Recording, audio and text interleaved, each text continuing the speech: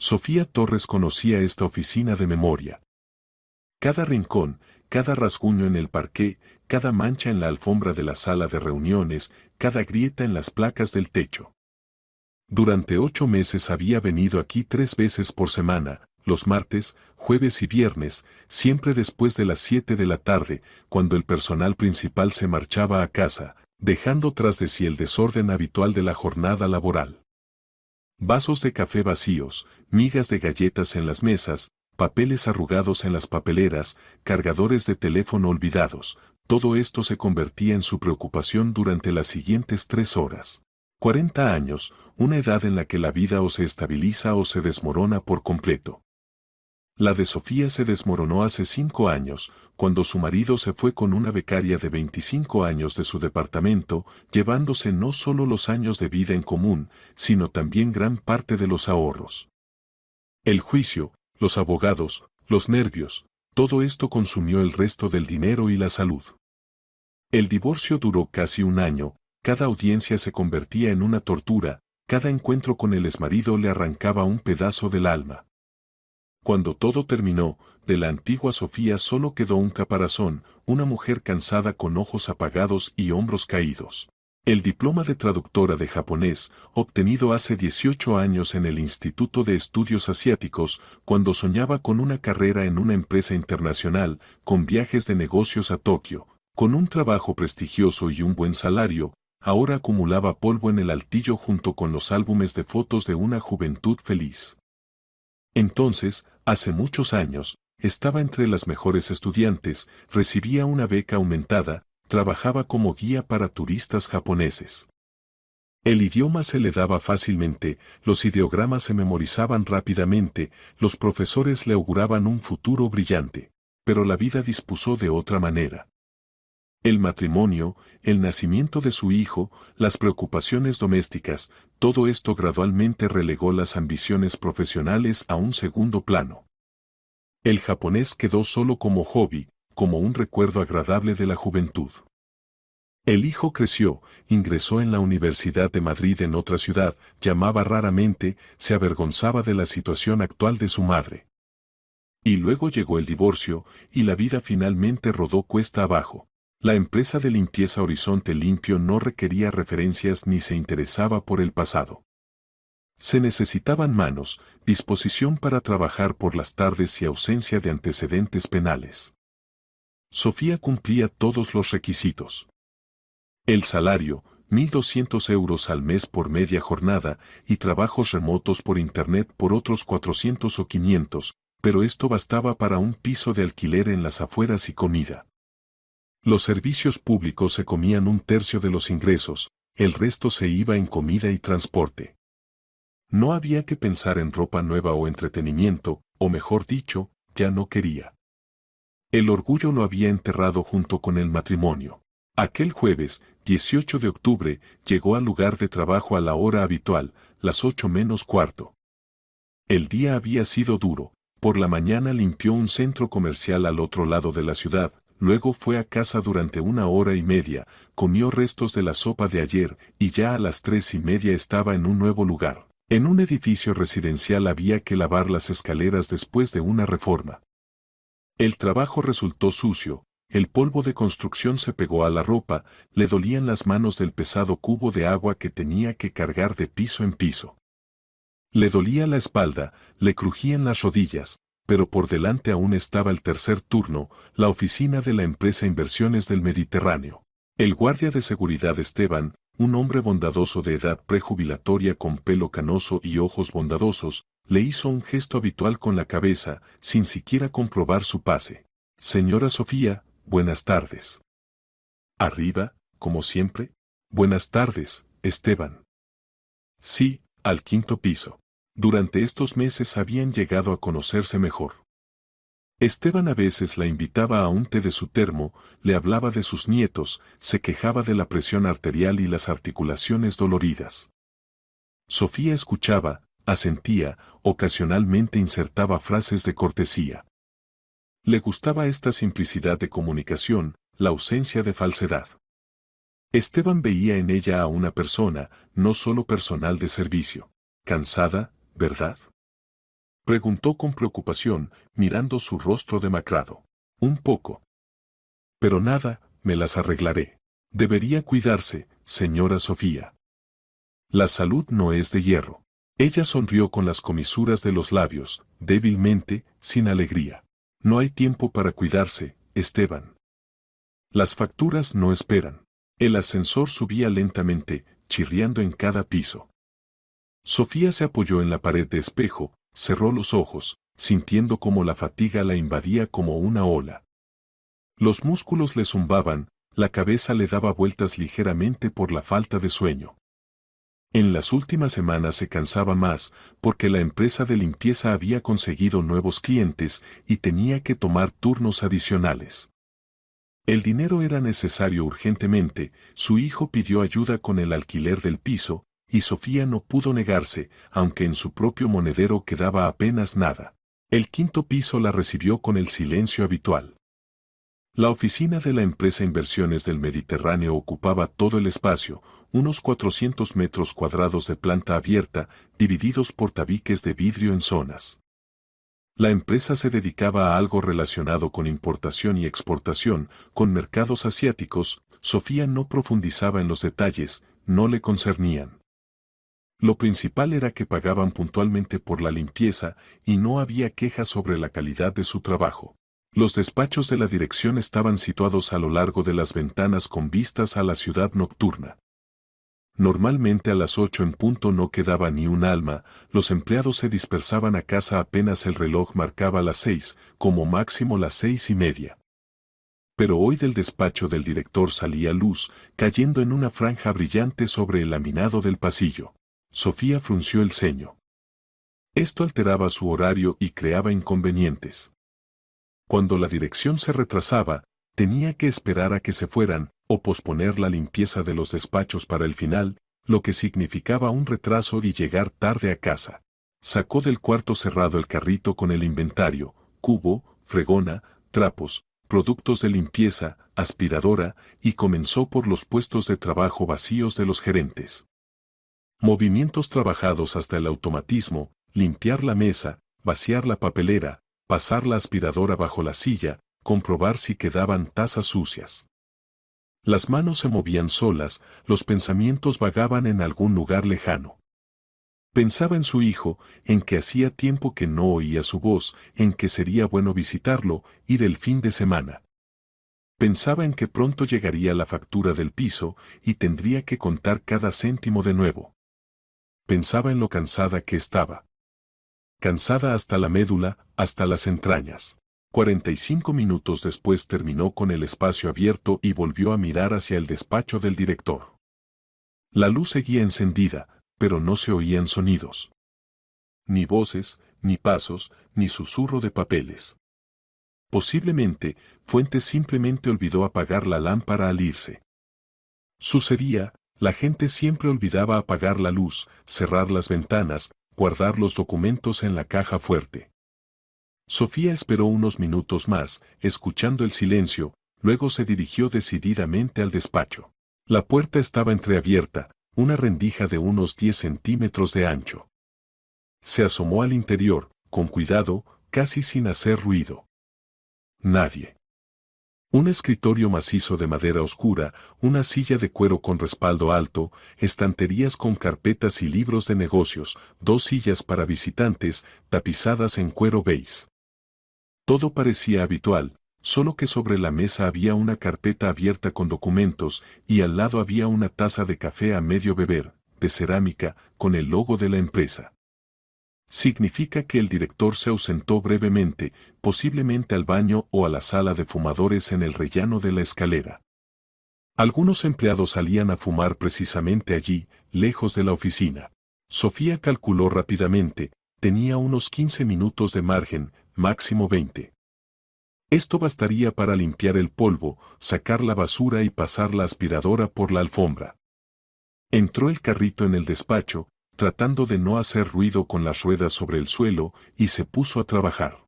Comenzó por las estanterías, con movimientos ligeros y trabajados pasó una servilleta por los lomos de las carpetas, por los marcos con diplomas y fotografías. A Fuentes le gustaba demostrar sus logros, aquí estrechaba la mano del gobernador de la región, aquí recibía algún premio de la Cámara de Comercio e Industria, aquí en el fondo de un yate marino con camisa blanca y gafas de sol, bronceado, seguro de sí mismo. 46 años, constitución deportiva, barbilla voluntariosa, mirada de hombre acostumbrado a obtener lo deseado a cualquier precio. Sofía nunca había sentido por él ni simpatía ni antipatía. Varias veces se cruzaron en el pasillo, él pasaba sin notarla, como si ella fuera invisible. La mirada se deslizaba a través de ella, como a través del cristal. Por cierto, casi todos los empleados de la empresa la trataban así. Limpiadora. Personal de servicio. Fondo. Parte del mobiliario, no merecedora de atención. Después de limpiar las estanterías, pasó a la mesa.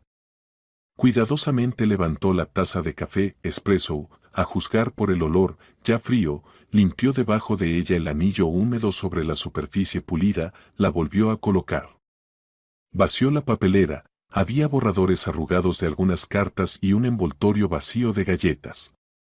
La mirada cayó involuntariamente sobre la carpeta abierta. Los documentos estaban cuidadosamente dispuestos en abanico, evidentemente, Fuentes los estaba estudiando antes de ausentarse. En la hoja superior lucían sellos redondos rojos y firmas amplias, el texto estaba escrito en un idioma desconocido para la mayoría, pero Sofía lo conocía dolorosamente bien. Japonés. El corazón dio un vuelco. Se quedó inmóvil, sosteniendo una servilleta en la mano, mirando los ideogramas que traducía trabajando remotamente en una editorial 3 veces por semana. Pero remotamente no se podía ganar mucho, por eso el trabajo en la empresa de limpieza era el sustento principal. Apartó la mirada, se obligó a concentrarse en la limpieza. Esto no era asunto suyo. En absoluto asunto suyo. Documentos confidenciales, secreto comercial, contratos ajenos, todo esto yace más allá de su competencia e intereses. Pero la curiosidad resultó más fuerte que la razón. Solo una mirada. Simplemente para comprobar si sus habilidades seguían intactas. Sofía rápidamente echó un vistazo al título del documento, contrato. Subtítulo, acuerdo de cooperación comercial. Fecha, reciente, de anteayer, 16 de octubre.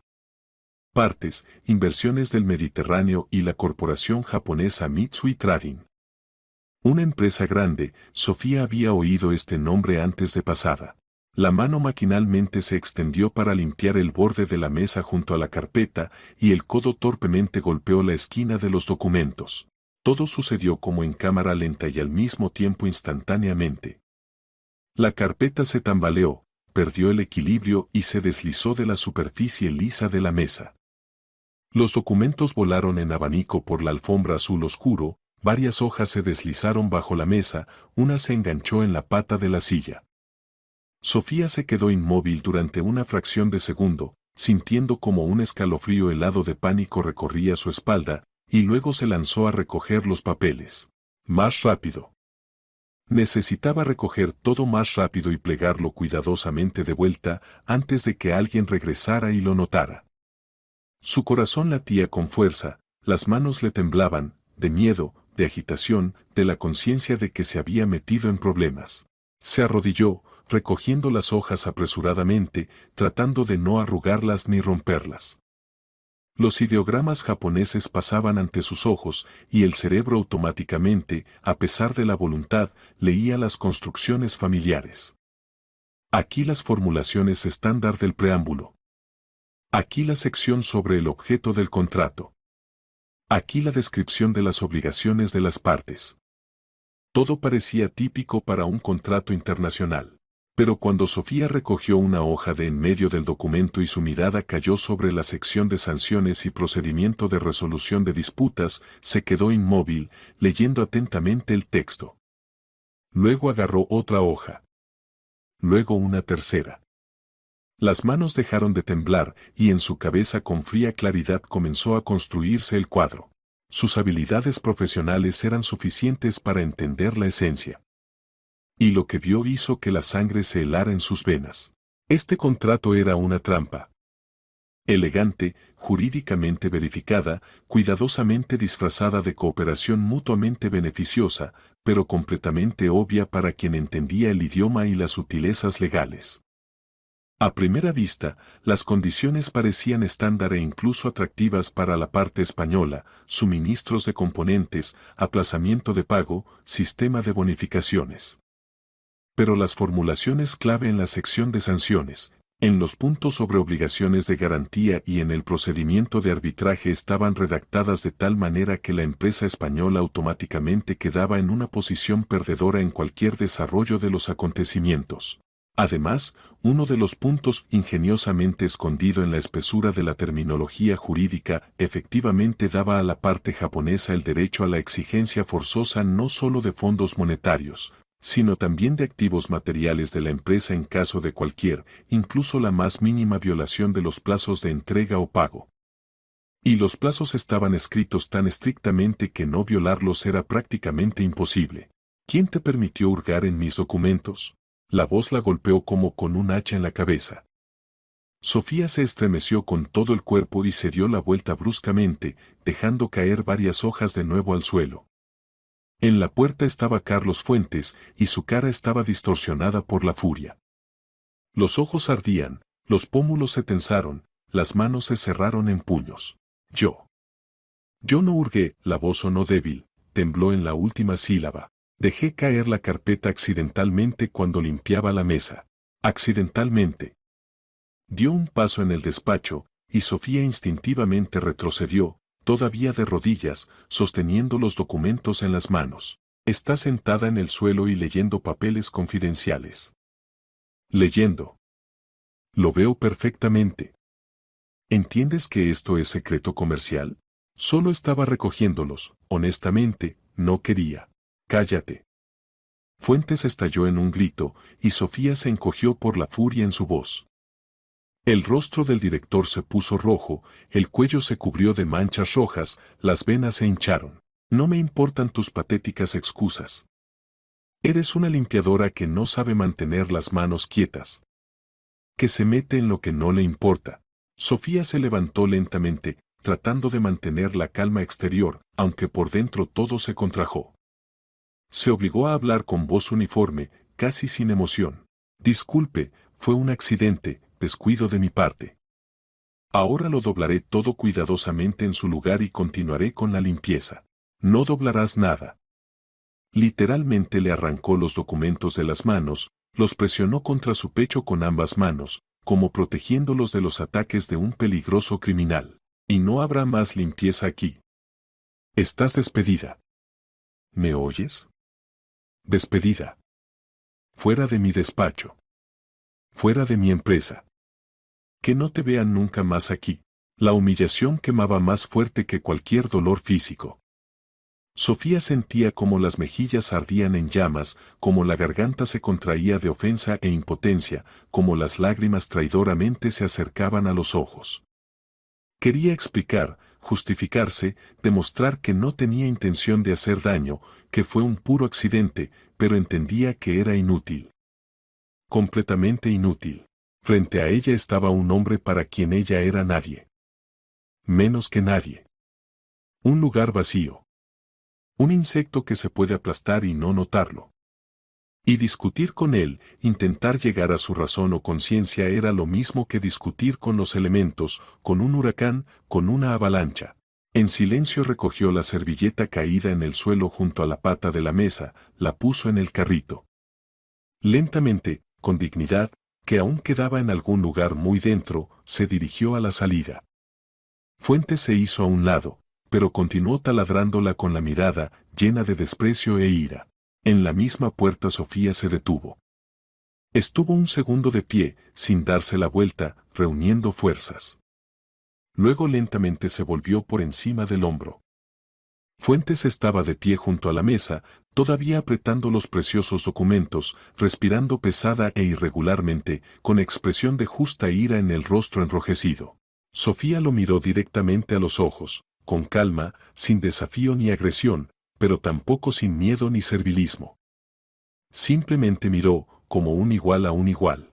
Cuando esté en bancarrota, pronunció en voz baja, pero claramente, articulando cada palabra, encuéntreme. Salió, sin esperar respuesta, sin mirar su reacción, y cerró la puerta tras de sí firmemente, casi sin hacer ruido. En el pasillo estaba oscuro y silencioso. La oficina se sumergió en el silencio de la tarde.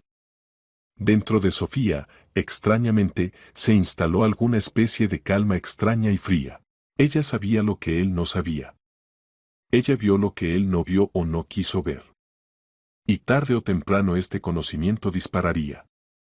Tarde o temprano él entendería qué error cometió. Solo era cuestión de tiempo. Sofía devolvió el carrito al cuarto, cerró la puerta, bajó en el ascensor. Esteban la miró sorprendido. Generalmente se quedaba hasta las 10:30. Señora Sofía, ¿por qué tan temprano? ¿Se siente mal? No, Esteban. Solo que resultó menos trabajo hoy. Salió a la calle. La tarde de otoño la recibió con frescura y humedad. La ciudad bullía alrededor, coches, personas, luces de escaparates. Sofía caminaba hacia la parada de autobús y con cada paso dentro se fortalecía una sensación extraña, casi mística. Su vida acababa de cambiar. Aún no sabía cómo exactamente, pero lo sentía con todas las fibras de su alma. La rueda del destino había comenzado a girar. Ana Domínguez se enteró del escándalo a la mañana siguiente, el viernes, apenas cruzó el umbral de la oficina. La secretaria de Fuentes, una joven llamada Clara, literalmente se le echó encima en el pasillo, sin dejarla siquiera quitarse el abrigo. Señora Ana, ¿se imagina lo que pasó ayer? Carlos montó un escándalo. Echó a una limpiadora en el acto. Gritó tanto que lo oí desde la recepción. Ana se detuvo, frunciendo el ceño.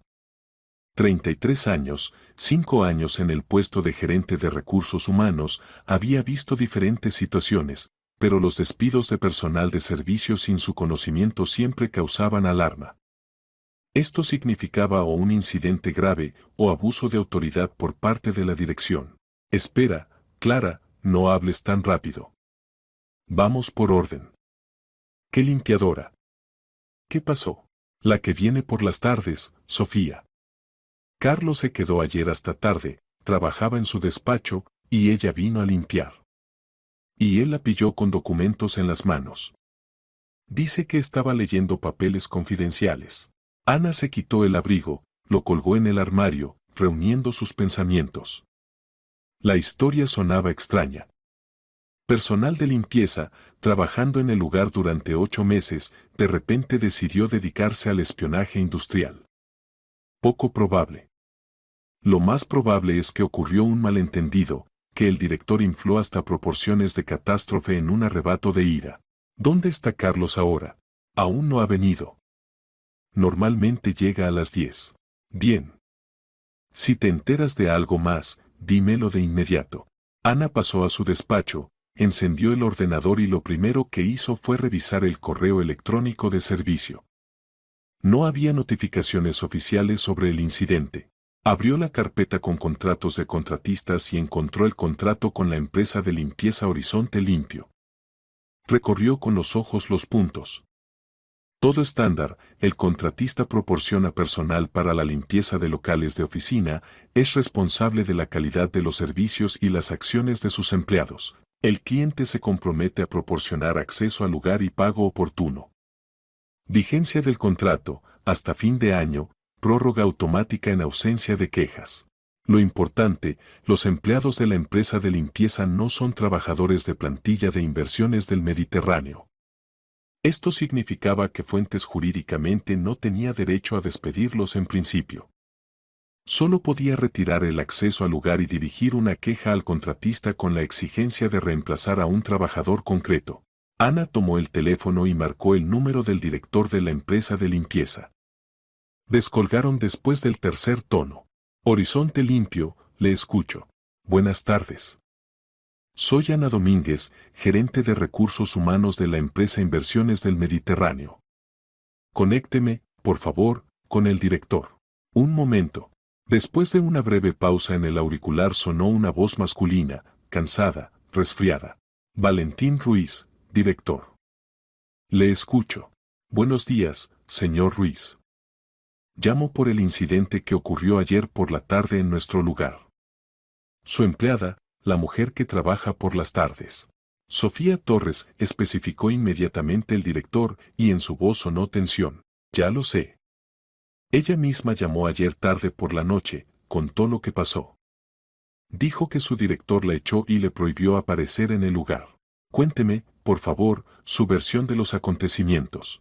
Valentín Ruiz suspiró pesadamente. Sofía es una de nuestras mejores trabajadoras. Responsable, puntual, ninguna queja en 8 meses. Ella explicó que estaba limpiando la mesa en el despacho del director y accidentalmente golpeó una carpeta con documentos. Los papeles cayeron al suelo, empezó a recogerlos, y en ese momento entró su director. La acusó de que supuestamente estaba leyendo documentos confidenciales, le gritó y la echó de la oficina. Sofía está muy disgustada, no está acostumbrada a este trato. Entiendo. Dígame, ¿tenía ella alguna razón para estudiar el contenido de los documentos? ¿Qué razones? Es limpiadora, no espía. Sofía dice que ni siquiera entendió que había escrito allí, los documentos estaban en algún idioma extranjero.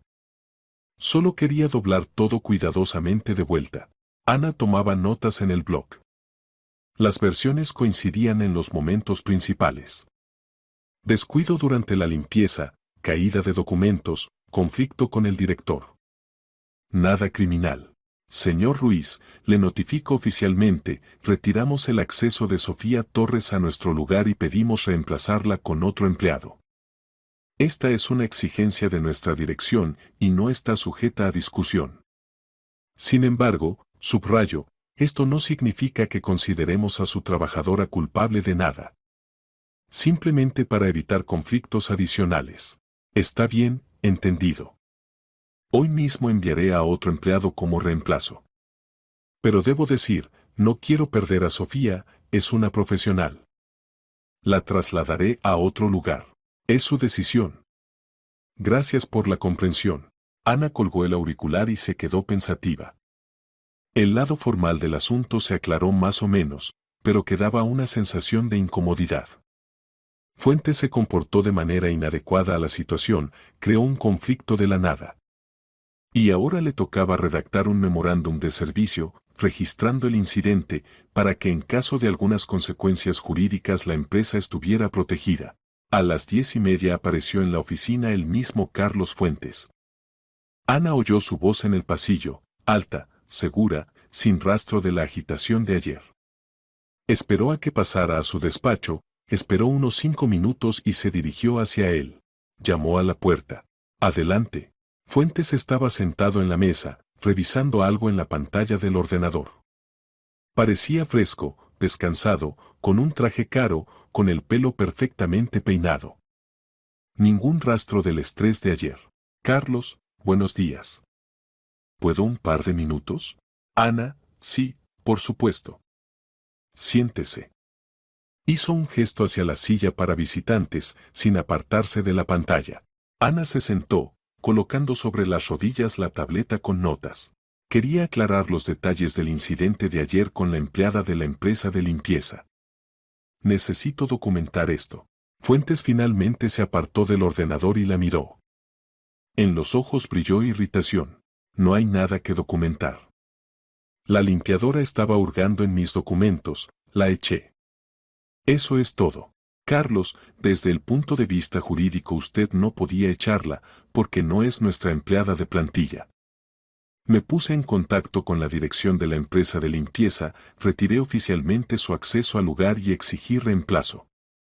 Este es el procedimiento correcto. Bien, excelente. Asunto cerrado. No del todo. Necesito entender qué sucedió exactamente para evaluar los riesgos para la empresa. ¿Eran realmente documentos confidenciales?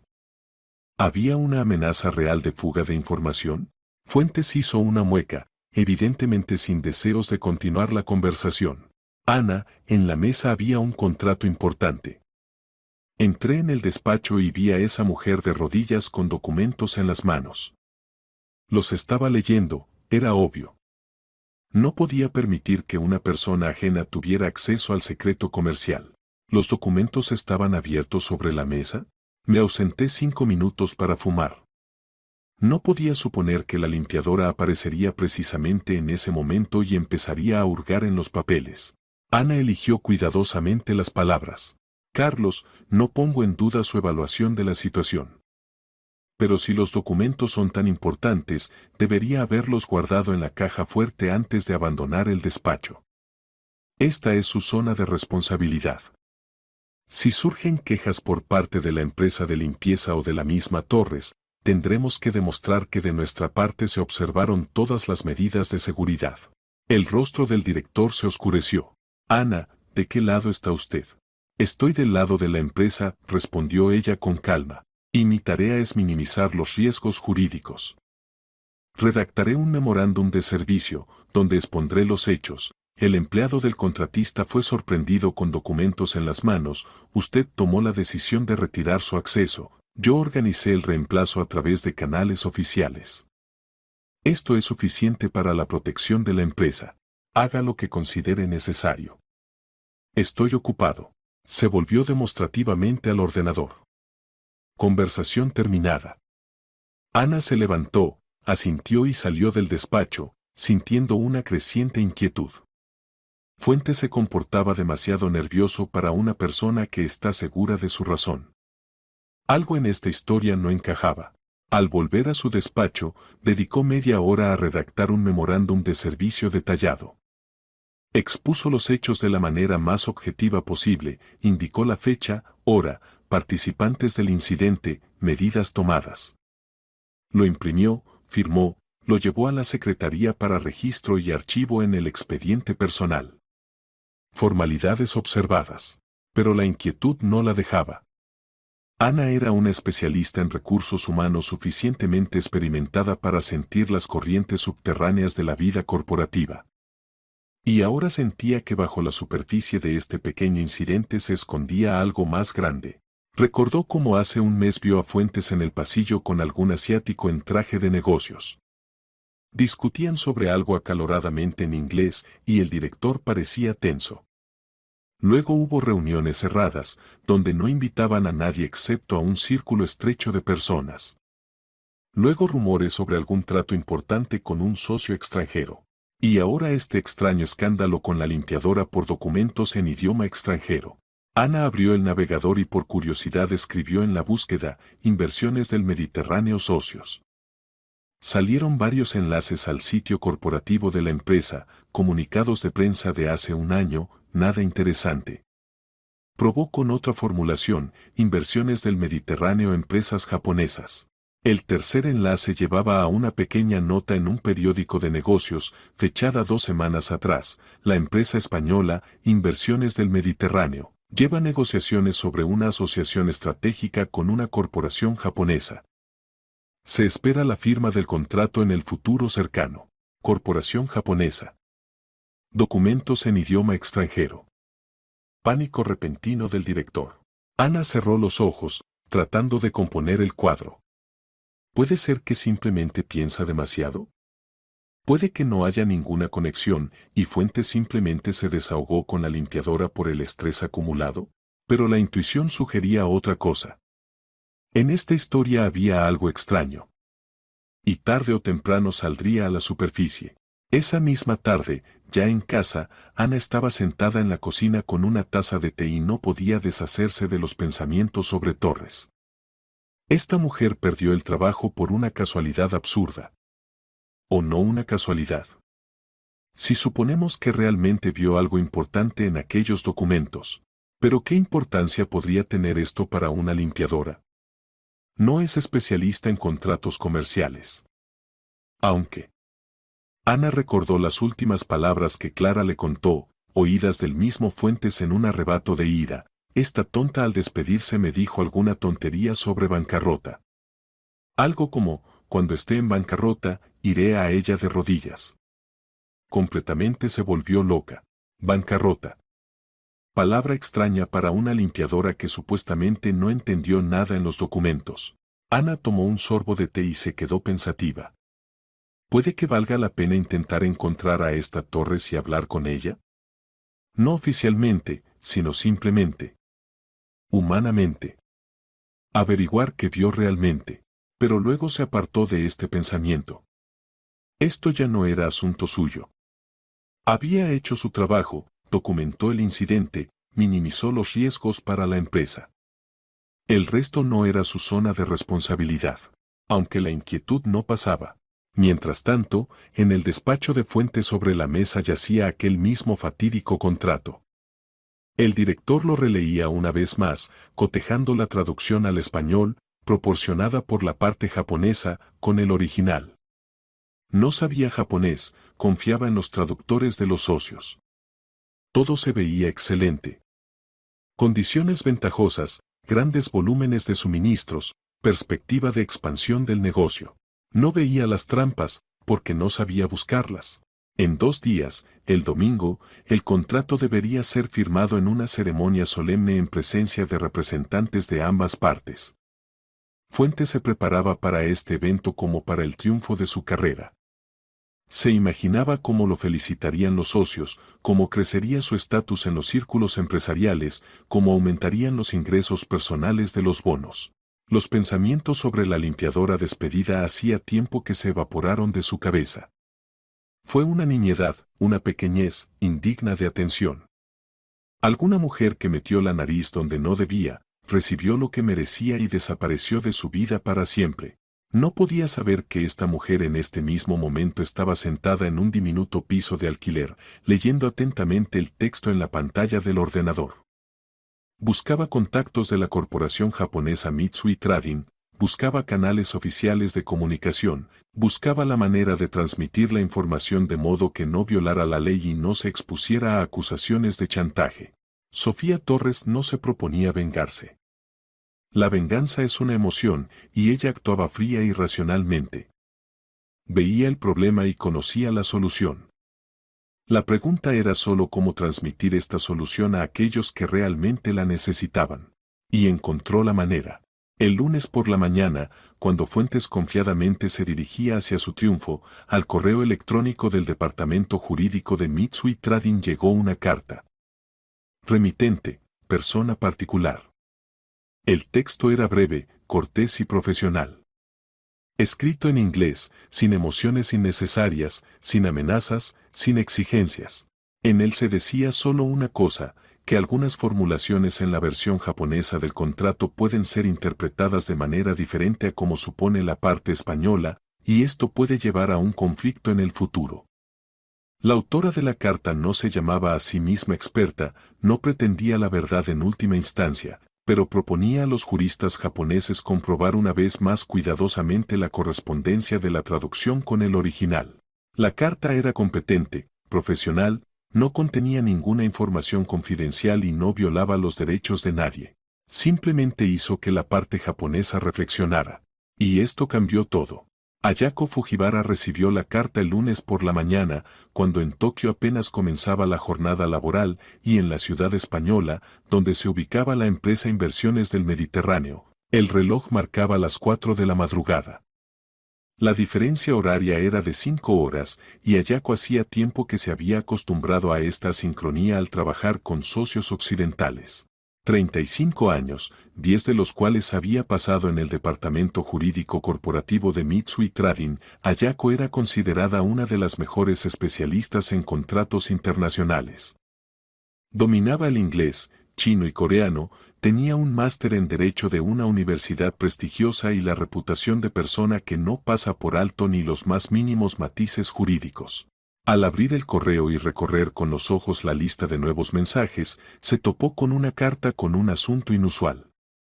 Remitente, persona particular con dirección en un sistema de correo gratuito, sin indicación de empresa o cargo. Normalmente tales cartas se enviaban al spam, pero algo hizo que Ayako la abriera. El texto era corto. Estimado departamento jurídico de la empresa, Mitsui Trading.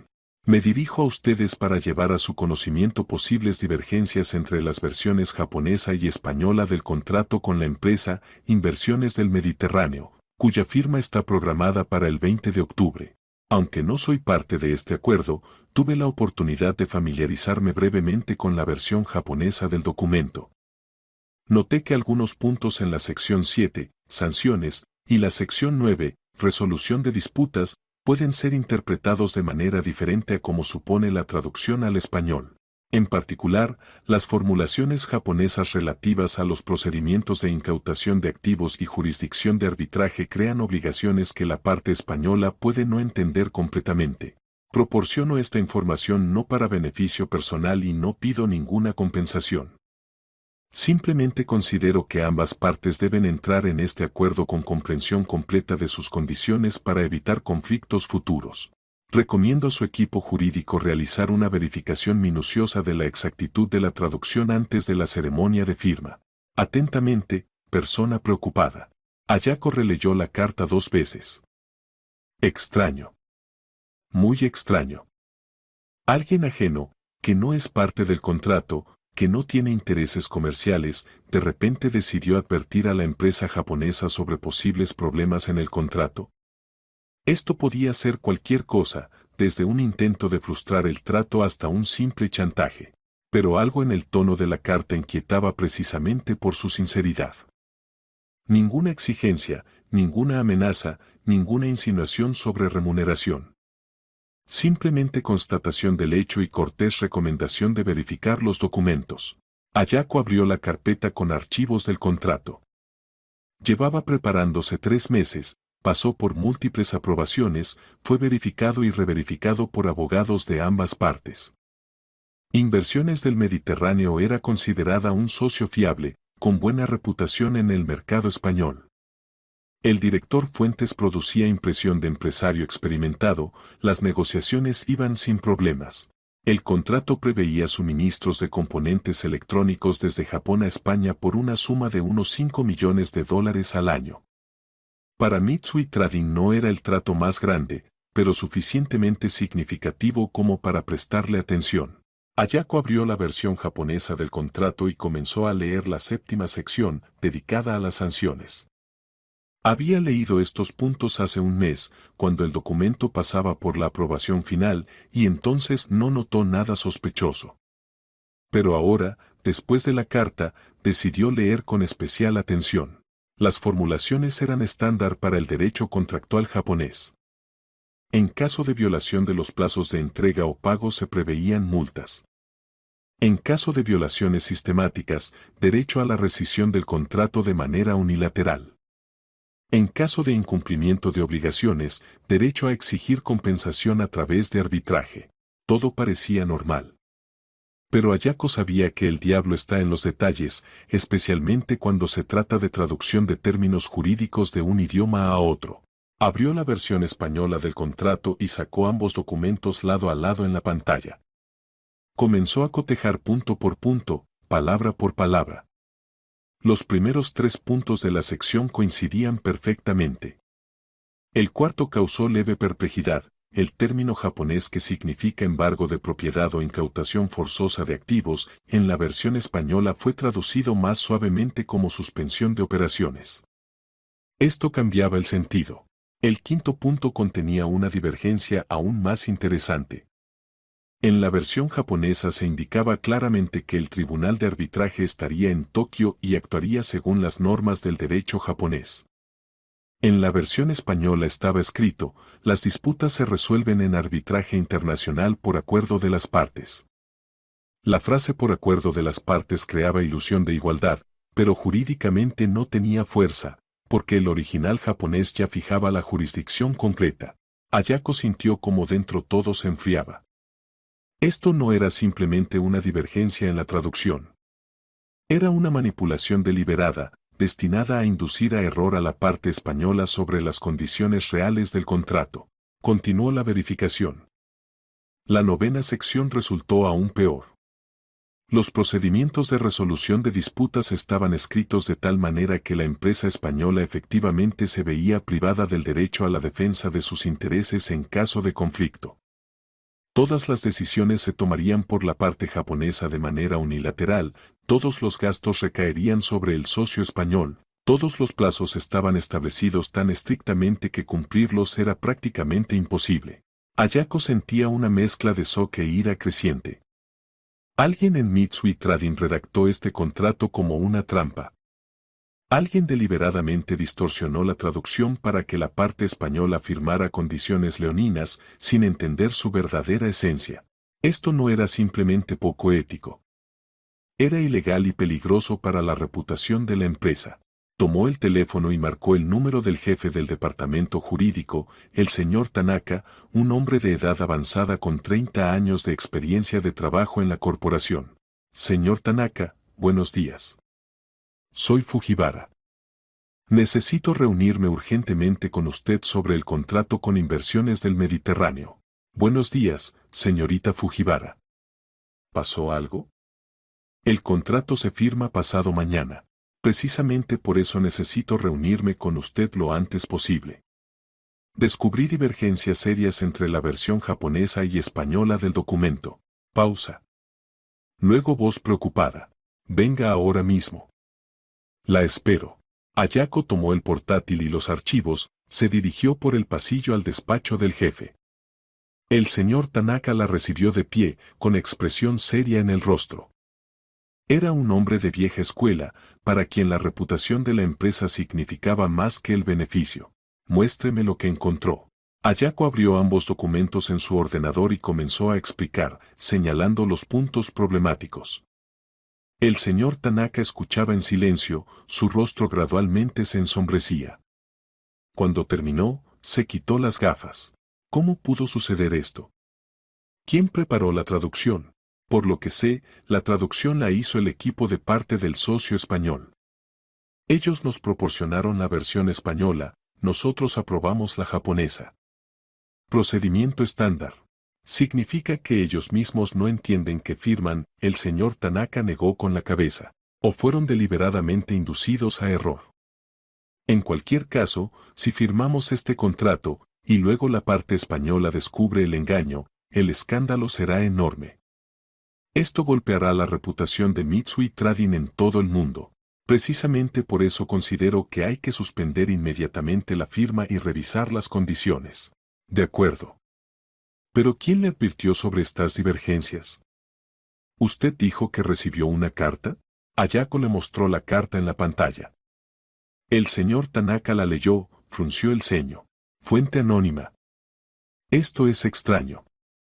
¿Puede que alguien de la parte española intente frustrar el trato? Posiblemente.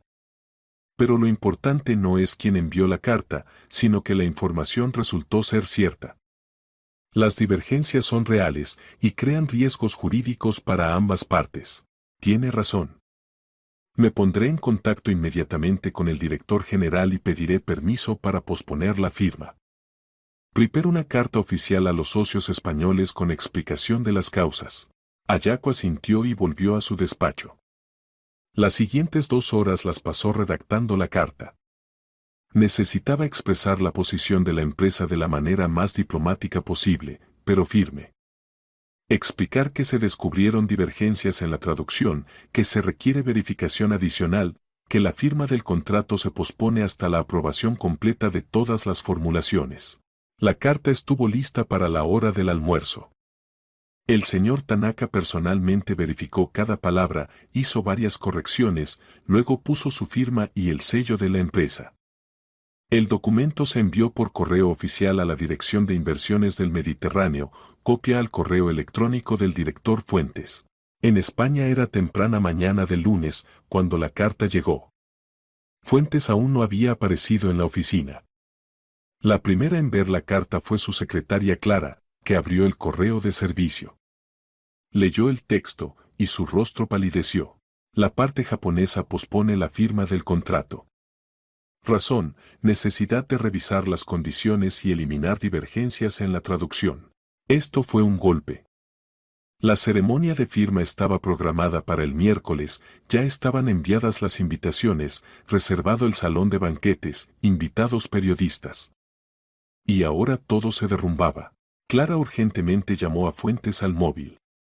Él atendió al tercer tono, la voz estaba somnolienta, evidentemente, lo despertó. Carlos, disculpe que tan temprano, pero llegó una carta de los japoneses. Posponen la firma del contrato. ¿Qué? La voz instantáneamente se volvió despierta y cortante. Repite. Clara con voz temblorosa leyó los puntos principales de la carta. En el otro extremo de la línea reinó un pesado silencio, luego se oyó un golpe sordo. Fuentes, evidentemente, golpeó con el puño contra algo. Esto es un error. ¿Qué divergencias en la traducción? El contrato fue verificado 10 veces. Estaré allí en media hora, ni una palabra a nadie sobre esto. Colgó el auricular. Clara estaba sentada, mirando fijamente la pantalla del ordenador, sintiendo cómo dentro crecía la ansiedad. Algo salió mal. Algo muy serio salió mal. Fuentes irrumpió en la oficina 20 minutos después, sin afeitar, con camisa arrugada, con ojos rojos. Entró volando en su despacho, golpeando la puerta de modo que temblaron los cristales en las particiones. Clara oía cómo marcaba furiosamente algún número, cómo gritaba en el auricular en inglés, cómo de nuevo tiraba el teléfono. Luego a la oficina comenzaron a llegar otros empleados. Para las 9:30 la noticia sobre el fracaso del trato se había extendido por todo el piso en susurros, transmitiéndose de mesa en mesa. La gente se miraba, hacía conjeturas, pero nadie se atrevía a acercarse al despacho del furioso director. Ana Domínguez apareció en la oficina alrededor de las 10. Inmediatamente sintió la atmósfera tensa, vio la cara pálida de Clara, oyó fragmentos de conversaciones. Se acercó a la secretaria. Clara, ¿qué pasó? Los japoneses retiraron el contrato, susurró ella. Mejor dicho, pospusieron la firma. Carlos está furioso. Lleva una hora llamándolos, exigiendo explicaciones. Ana frunció el ceño. El contrato con la empresa japonesa era el proyecto principal del año para inversiones del Mediterráneo. Se hacía una enorme apuesta en él, se atraían créditos bajo él, se planeaba ampliación de plantilla. Si el trato se frustra, la empresa sufrirá pérdidas serias. ¿Y cuál es la razón del rechazo? Algo sobre divergencias en la traducción.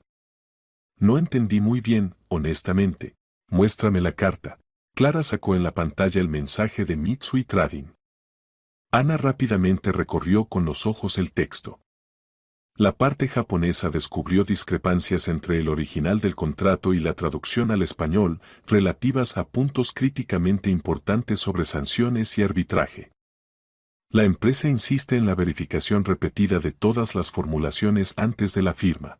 Ana sintió como un escalofrío recorría su espalda. Divergencias en la traducción.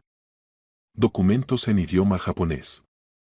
Pánico inesperado de Fuentes la semana pasada, cuando la limpiadora que se llamaba Sofía Torres, la limpiadora que al despedirse le dijo al director, cuando esté en bancarrota, encuéntreme. Ana cerró los ojos, tratando de reunir los pensamientos. Esto no podía ser coincidencia. Demasiadas coincidencias a la vez. Torres vio el contrato japonés. Unos días después, la parte japonesa de repente descubre problemas en este mismo contrato. La conexión es obvia. ¿Pero cómo? ¿De dónde una limpiadora tiene tales conocimientos? Y lo principal, ¿por qué lo necesita? Clara, ¿tienes los contactos de la empresa de limpieza que nos envía personal? Sí, deben estar en la base. ¿Para qué? Llámalos. Encuéntrame el teléfono de esa mujer que Carlos echó la semana pasada. Torres, creo. ¿Para qué lo necesita? Solo encuéntralo. Esto es importante. Clara se encogió de hombros, pero se metió en la base de datos. En 5 minutos Ana tenía en sus manos una impresión con los contactos, empresa de limpieza Horizonte Limpio, Torre Sofía, teléfono móvil. Ana guardó los números en su teléfono y se quedó pensativa. ¿Vale la pena llamar? ¿Es correcto? Podía estar muy equivocada en sus suposiciones. Pero la intuición sugería que estaba en el camino correcto. En ese momento la puerta del despacho de Fuentes se abrió de golpe y él salió al pasillo. El rostro estaba rojo, los ojos inyectados en sangre, la corbata torcida. Ana. Rugió. A mi despacho. Inmediatamente. Ella entró en el despacho.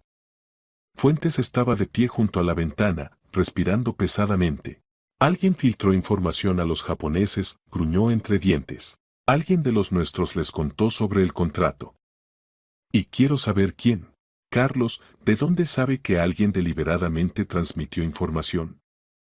Puede que sus abogados simplemente releyeron los documentos con más atención. No digas tonterías. El contrato estuvo 3 semanas y no tenían preguntas.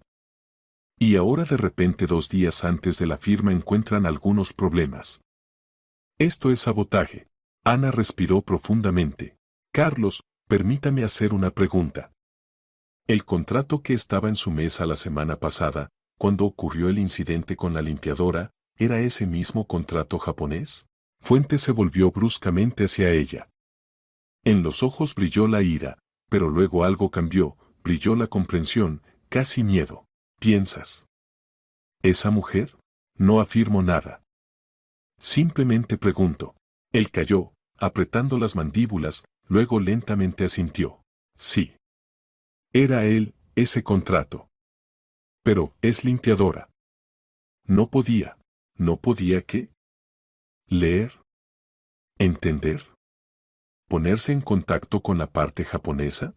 Fuentes miraba a Ana, y en sus ojos lentamente se encendía la comprensión de la escala de la catástrofe. Subestimó al adversario. Tomó por una limpiadora insignificante a una persona que resultó ser mucho más peligrosa de lo que podía imaginar. Y ahora esta persona estaba destruyendo su vida. Miguel Sánchez se enteró de la suspensión del trato el martes por la mañana, cuando llegó de un viaje de negocios de Sevilla. Su secretario lo llamó directamente al móvil en la salida del avión. Señor Sánchez, tenemos problemas. Los japoneses congelaron el contrato. Sánchez se detuvo en medio de la terminal, sintiendo como dentro todo se contraía en un nudo apretado. 50 años, de ellos 25 en negocios, aprendió a reconocer catástrofes por las entonaciones de la voz. Y ahora la entonación del secretario hablaba precisamente de catástrofe. Detalles. Ayer llegó carta oficial de Mitsui Trading. Exigen revisión de las condiciones del contrato por divergencias en la traducción. La firma se pospone por tiempo indefinido. Carlos intentó contactar con su dirección, pero solo recibió respuestas formales. Sánchez cerró los ojos, masajeándose las sienes. Era copropietario de Inversiones del Mediterráneo, poseía el 40% de las acciones de la empresa. El restante 60% pertenecía a Fuentes y a varios pequeños inversores. Formalmente Fuentes era director y tomaba decisiones operativas, pero las cuestiones estratégicas, especialmente los grandes tratos, siempre se coordinaban con Sánchez. El contrato japonés fue su idea. Él contactó con Mitsui Trading a través de viejas conexiones, él los convenció de considerar al socio español, él garantizó la fiabilidad de Inversiones del Mediterráneo. Su reputación estaba detrás de este trato. Estaré en la oficina en 1 hora. Convoca reunión de emergencia, Fuentes, contador jefe, abogado, director financiero. Todos para las 12. Entendido. Sánchez desconectó el teléfono y se dirigió a la salida del aeropuerto, donde lo esperaba el automóvil de servicio. Por el camino a la oficina intentaba analizar la situación. Divergencias en la traducción, ¿qué significa esto? El contrato se preparaba durante 3 meses, pasaba verificación de abogados de ambas partes. ¿Cómo pudieron surgir divergencias en la etapa final? Si solo alguien no cometió un error grave. O, lo que es peor, no lo hizo deliberadamente. Para las 12 todos los empleados claves se reunieron en la sala de reuniones. Fuentes se veía horrible, cara hinchada, ojos rojos, movimientos nerviosos. Los demás callaban, evitando mirarse. La atmósfera era funeral. Sánchez se sentó en la cabecera de la mesa, puso delante de sí la carta impresa de los japoneses.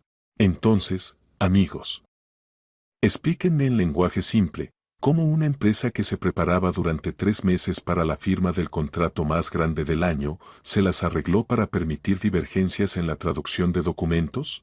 Se instaló un pesado silencio. El abogado jefe de la empresa, Andrés Vega, un hombre de edad avanzada con gafas, comenzó inseguramente.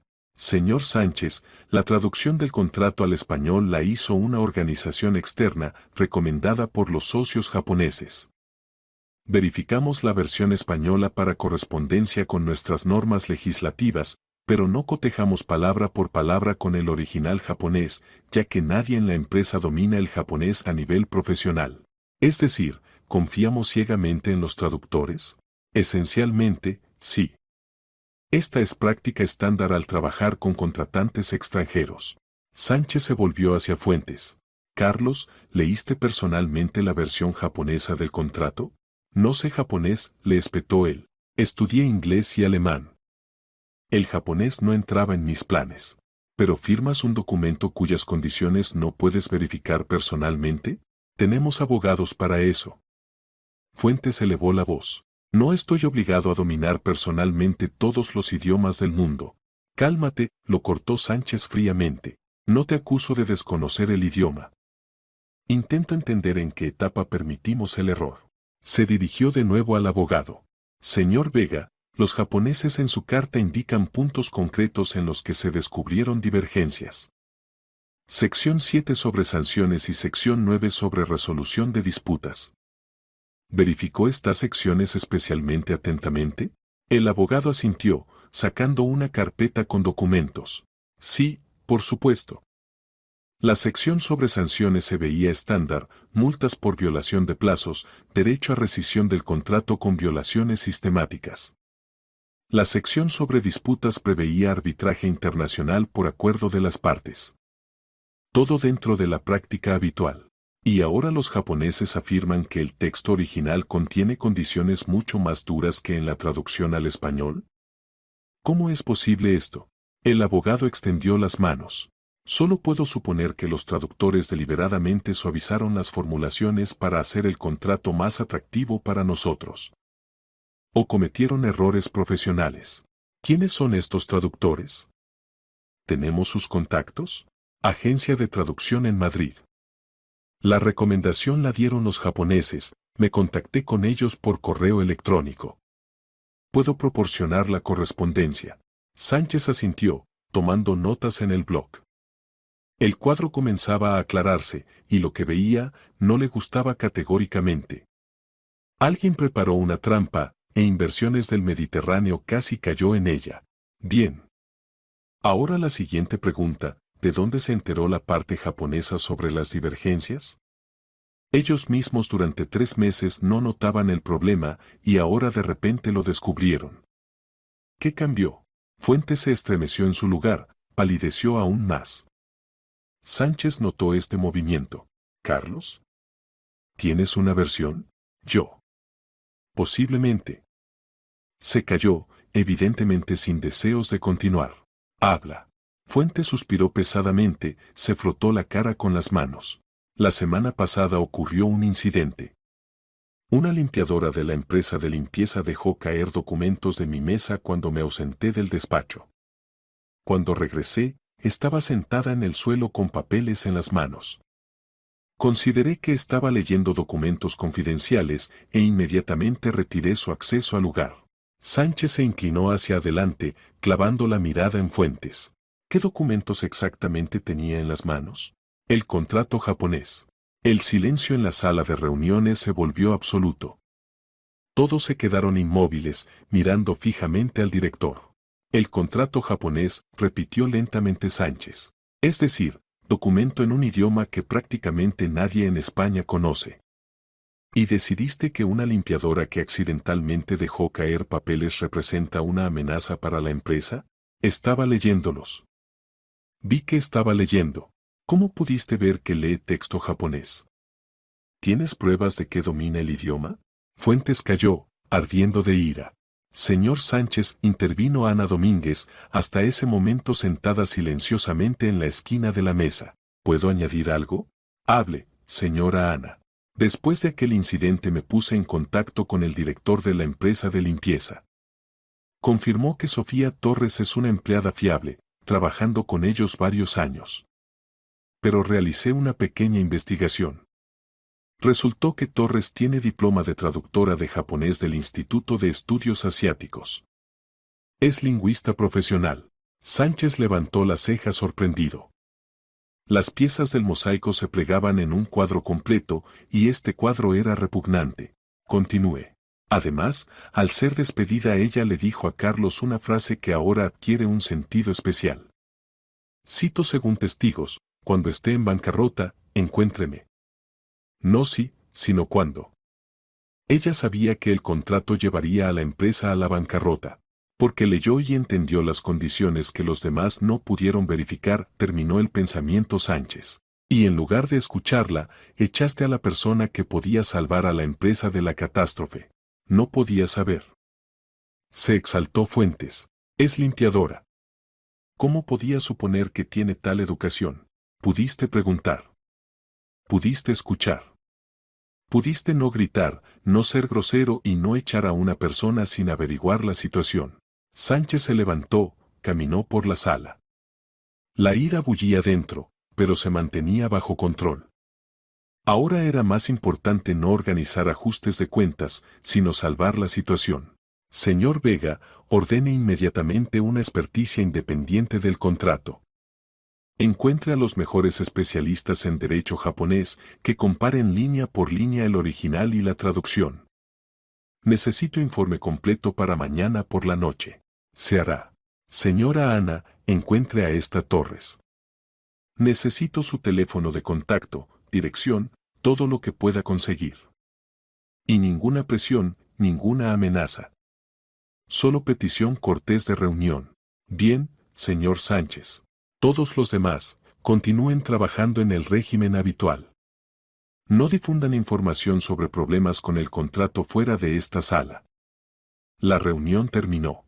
Los empleados comenzaron a dispersarse. Fuentes intentó levantarse, pero Sánchez lo detuvo con un gesto. Carlos, te quedas. Cuando todos salieron, Sánchez cerró la puerta y se volvió hacia el socio. Calló varios segundos, simplemente mirándolo con mirada pesada. ¿Entiendes lo que hiciste? Miguel, yo. Calla. Ahora hablo yo.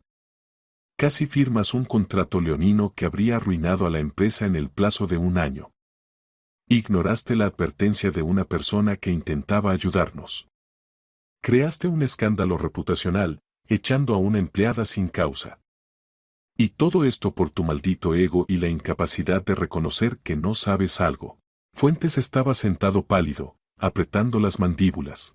A partir de este momento te apartas de las negociaciones con la parte japonesa, continuaba Sánchez. No tomas ninguna decisión financiera sin mi consentimiento. No firmas ni un solo documento relativo a tratos internacionales. Si encuentro aunque sea una decisión más tuya tomada sin mi conocimiento y amenazando a la empresa, volarás del sillón de director. ¿Entendido? No puedes despedirme. Tengo 60% de las acciones. Tienes 35, los restantes 25 están diluidos entre pequeños accionistas a quienes puedo convencer de apoyarme en la junta. No pruebes mi determinación, Carlos. Construí esta empresa durante 20 años, y no permitiré que la destruyas en un día. Sánchez salió de la sala de reuniones, golpeando la puerta. La ira aún bullía dentro, pero lo principal ahora era actuar rápida y decididamente. Por la tarde de ese mismo día Ana Domínguez lo llamó al móvil.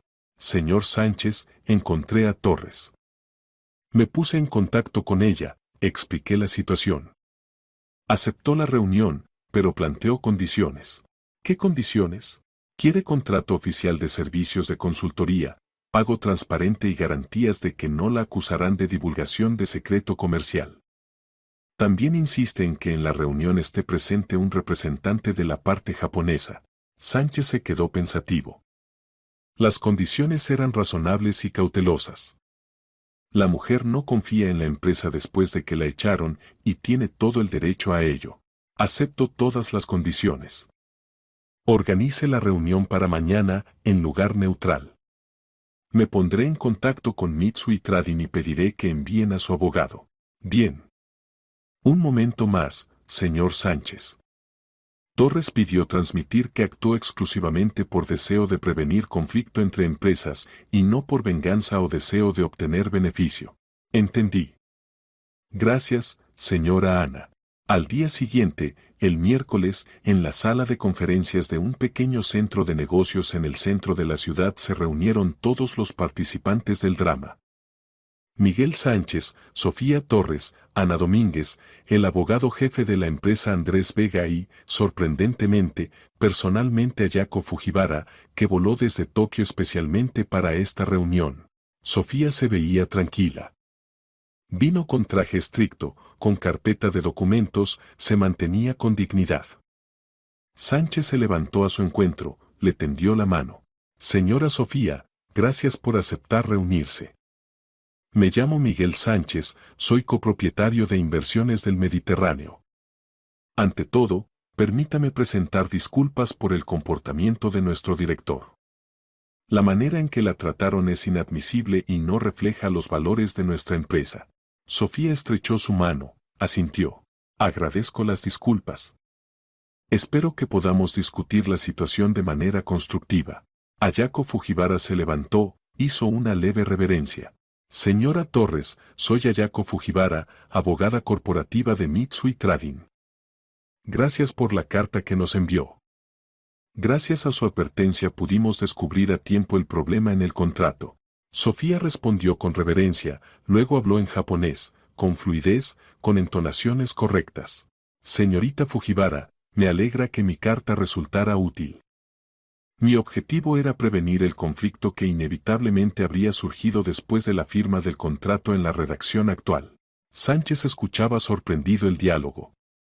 No entendía ni una palabra, pero era obvio que Sofía hablaba libremente, profesionalmente. Ayako sonrió, evidentemente satisfecha con el nivel de la interlocutora. Propongo pasar a lo concreto, dijo Sánchez, cuando todos se sentaron a la mesa. Señora Sofía, quisiéramos pedirle ayuda. Necesitamos un traductor y consultor calificado que ayude a revisar las condiciones del contrato de modo que sean honestas y ventajosas para ambas partes. Estamos dispuestos a concluir con usted contrato oficial y pagar sus servicios según las tarifas de mercado.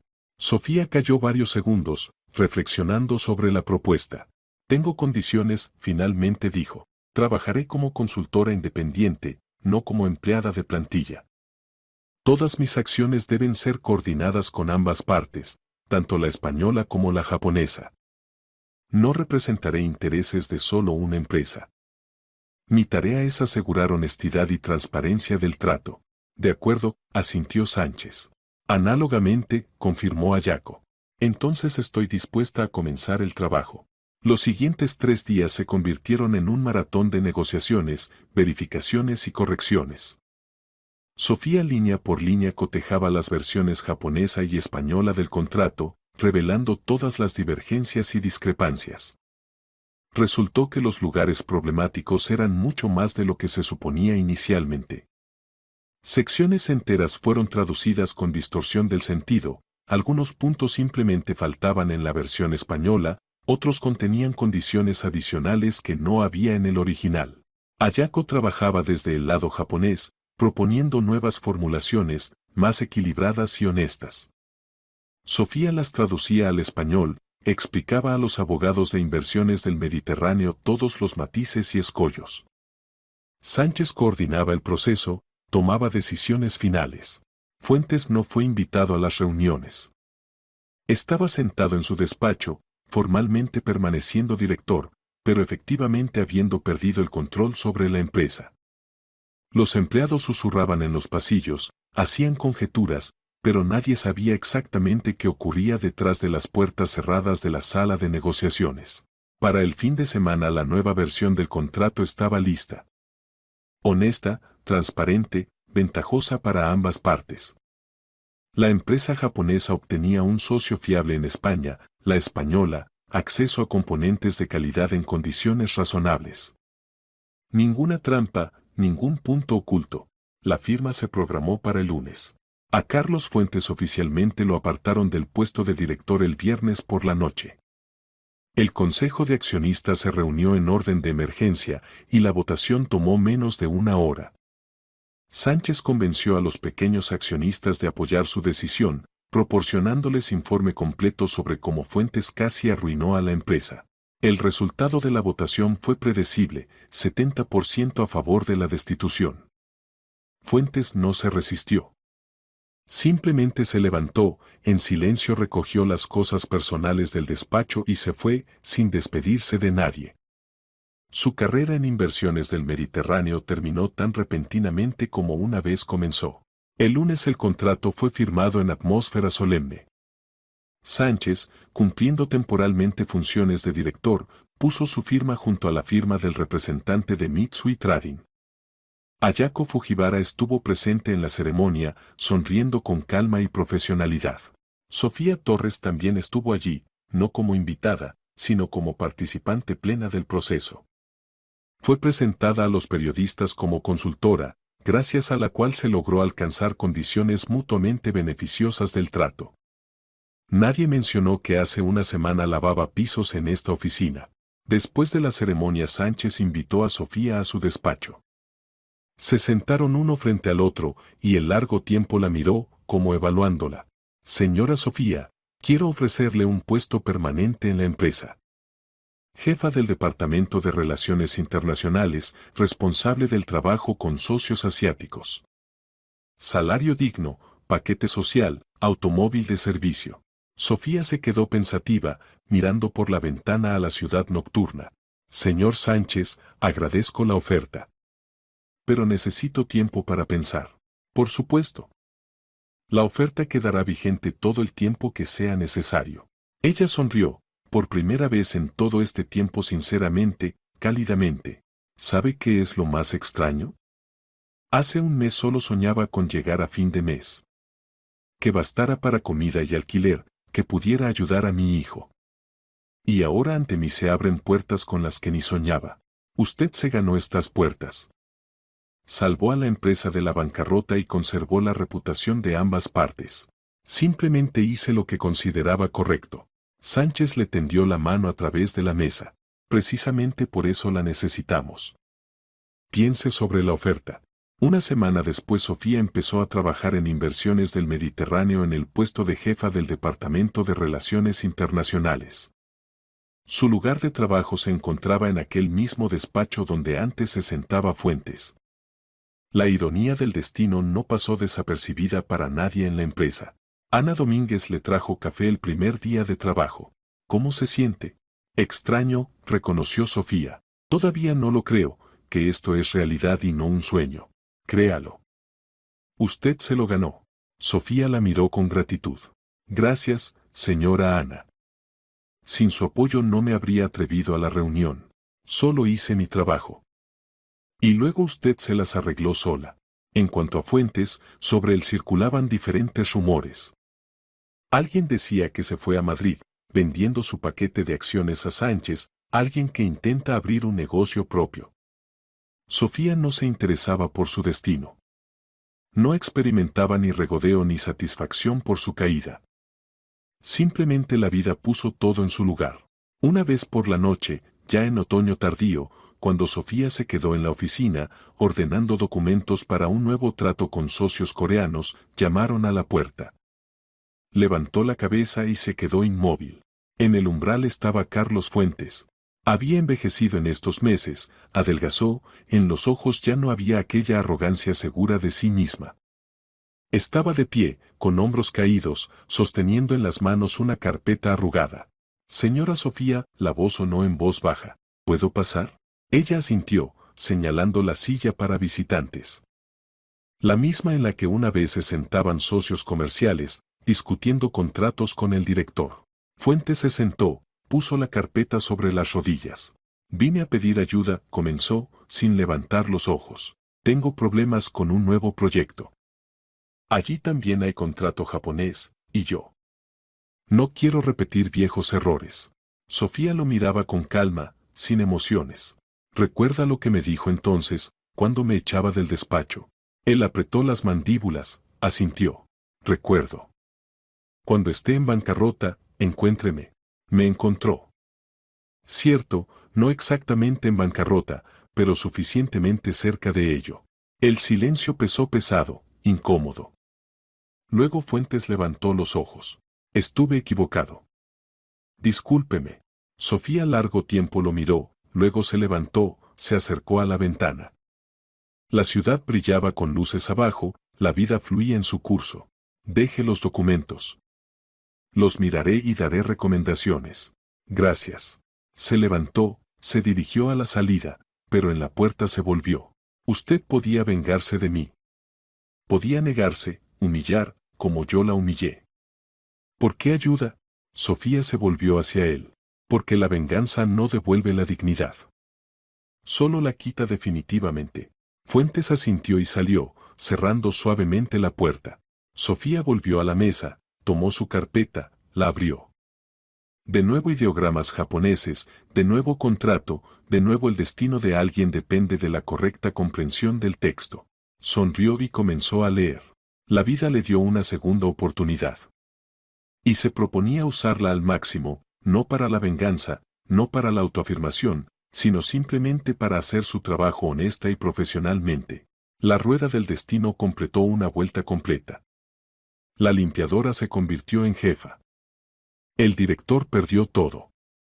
Pero en esta historia no había vencedores y vencidos, solo había lecciones. Y la principal de ellas sonaba simplemente: nunca se debe evaluar a las personas por su estatus social. Detrás de una apariencia modesta puede esconderse un enorme potencial, y detrás de un alto cargo, vacío e incompetencia.